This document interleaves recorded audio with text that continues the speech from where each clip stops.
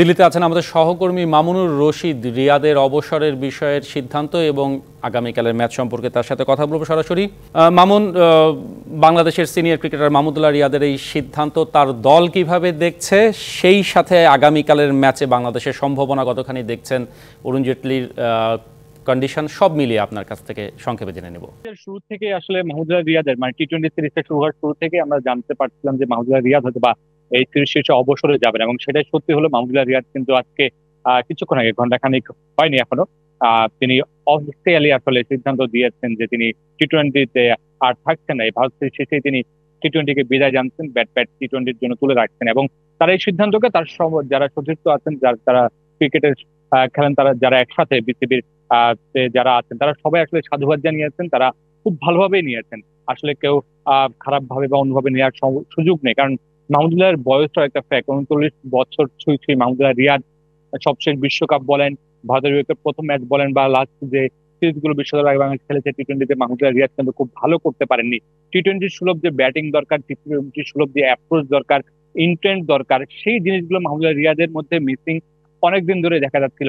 এবং মাহমুদুল্লাহ রিয়াদকে আমরা জিজ্ঞেস করেছিলাম যে আসলে আপনি কখন সিদ্ধান্তটা নিয়েছেন বা কখন থেকে পরিকল্পনা শুরু করেছেন। তিনি বললেন যে যখন ভারতের জন্য তিনি ভারত সিরিজের জন্য যখন তিনি দেশের মাটিতে প্রস্তুতিটা শুরু করেছিলেন, তখনই তিনি আসলে ভাবছিলেন যে আসলে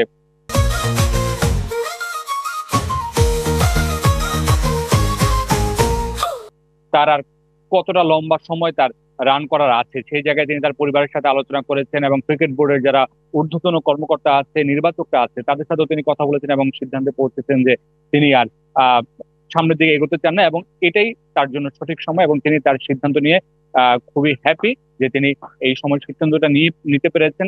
এবং তার যে একটা 17 বছর লম্বা ক্যারিয়ার আছে টি-20-তে, সেইখানে তার আসলে কোনো রিগ্রেট নেই। তিনি বলেছেন যে তিনি যা পেয়েছেন তার জন্য তিনি আলহামদুলিল্লাহ বলেছেন, এবং যারা দর্শকরা তাকে সাপোর্ট করেছেন তাদেরকে তিনি ধন্যবাদ জানিয়েছেন, এবং যারা সাপোর্ট করেনি তাদেরও ধন্যবাদ জানিয়েছেন, কারণ যারা সাপোর্ট করেনি তাদের জন্য তিনি উপায় খুঁজে পেয়েছেন নিজেকে আরো ভালো করার। আরেকটা কথা বলছেন যে দ্বিতীয় টি-20-তে বাংলাদেশের কেমন সম্ভাবনা আছে।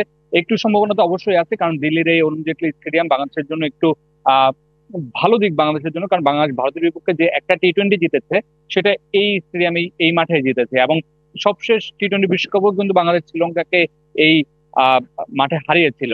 তো বাংলাদেশের জন্য একটু বাংলাদেশের আত্মবিশ্বাসটা ভালো থাকবে এই উইকেটে, কারণ বাংলাদেশ দুটো ম্যাচ এই উইকেটে জিতেছে। সেই জায়গা থেকেই আরেকটা বিষয়, ভারতের একটু পিছিয়ে থাকবে, কারণ ভারত এই উইকেটে মাত্র 3টা টি-20 খেলেছে, যার মধ্যে ভারত কিন্তু 2টাতেই হেরেছে, ভারতের মাত্র জয় 1টা। তো বাংলাদেশ যদি নিজেদের যে অ্যাবিলিটি আছে, সেই অ্যাবিলিটিটা যদি প্রমাণ করতে পারে, সেই অ্যাবিলিটি অনুযায়ী যদি খেলতে পারে, অবশ্যই বাংলাদেশের ভালো সুযোগ রয়েছে এই ম্যাচে। মামুন, অনেক ধন্যবাদ আমাদের সাথে যুক্ত হবার জন্য।